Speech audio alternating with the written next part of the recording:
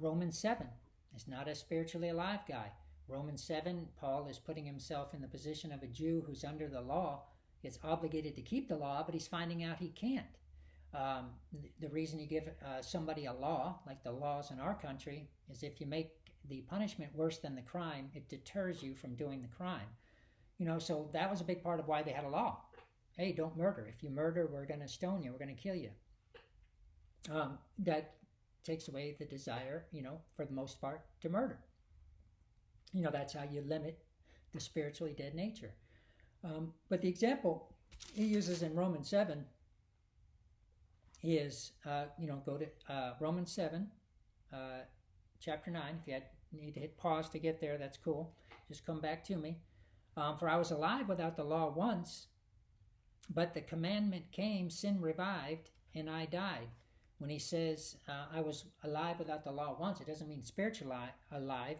It means if you're a spiritually dead person and nobody gives you a law that says thou shalt not do thus and so, you have no idea you're spiritually dead. You're just being who you are. And I think I used this, if it was on the tape before I got cut off on the last lesson, a bear doesn't know he's a bear. He just is a bear. He can't stand outside of himself, look at himself and say, oh, I'm a bear.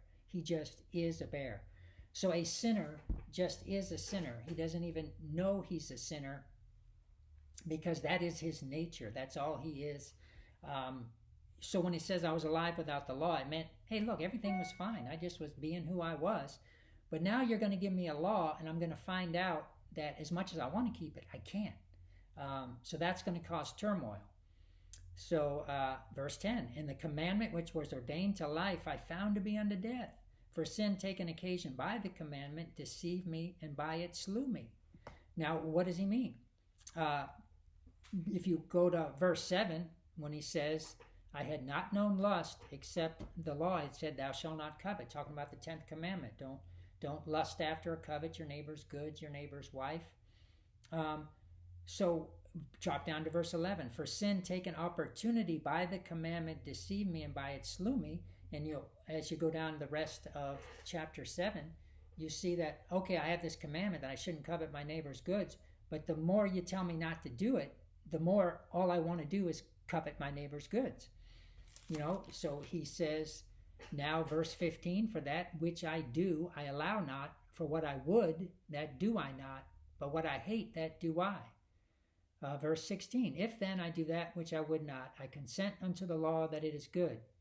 Verse 17, now then it is no more I that do it, but sin that dwells in me. So the spiritually dead person finds himself in this state, and the Jew in particular. He's given a law, thou shalt not covet, and the more he tries not to covet his neighbor's goods, the more he ends up coveting his neighbor's goods. So he's like, God, geez, why'd you give me this law before there was such thing as this law? I just coveted them, but I didn't even know it was coveting because that was just my nature. That's just what I did. So now you give me this law that says don't do it.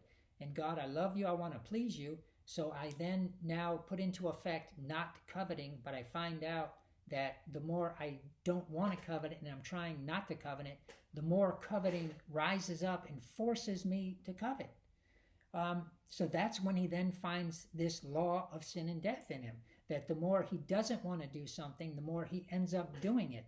And what he's found out is, as you read through the rest of chapter 7, is that, with his mind, he wants to obey God, but he finds out because he's a sinner, he cannot. So he wants to not covet, but when he tries not to covet, all the more he ends up coveting. And now he's just found out that he's a sinner. But in Romans 8, there is therefore now no condemnation to them who are in Christ Jesus.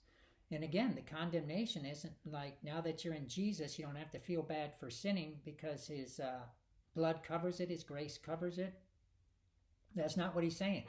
What he's saying is there is now no condemnation like I just described in Romans 7. The Romans 7 guy wants to do the righteousness, and the more he tries, the more he finds out he can't. He's found out he's a sinner. But now, since he's accepted the gospel and come into the life of Christ, now that condemnation can't happen to him anymore. Now when he wants to walk righteous, now he can.